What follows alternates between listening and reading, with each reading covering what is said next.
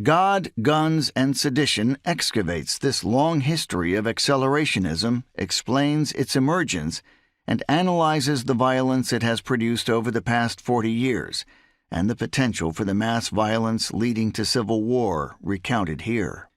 In this context, we define far-right terrorism in the American setting broadly as a threat featuring an overlapping and evolving multitude of actors, movements, and ideological strains,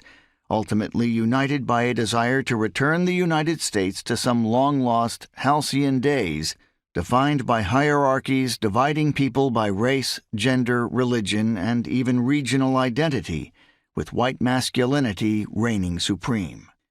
These actors are terrorists because of their preparedness to use lethal violence in pursuit of that mission.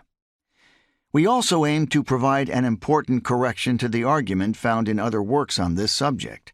that the modern iterations and characteristics of contemporary violent far-right extremism are somehow a new phenomenon.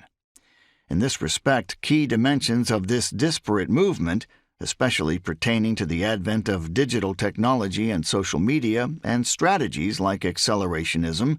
have often been depicted as unique to the 21st century violent extremist landscape in the United States.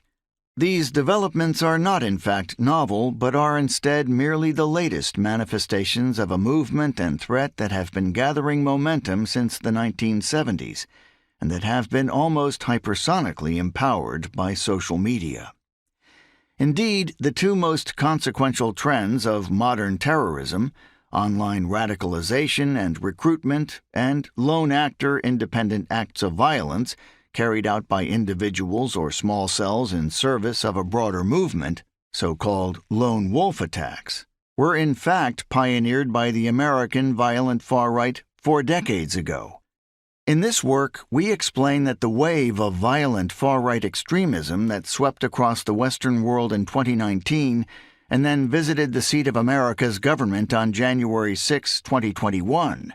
was not the successful implementation of a new strategy of political violence or some serendipitous combination of planning and luck,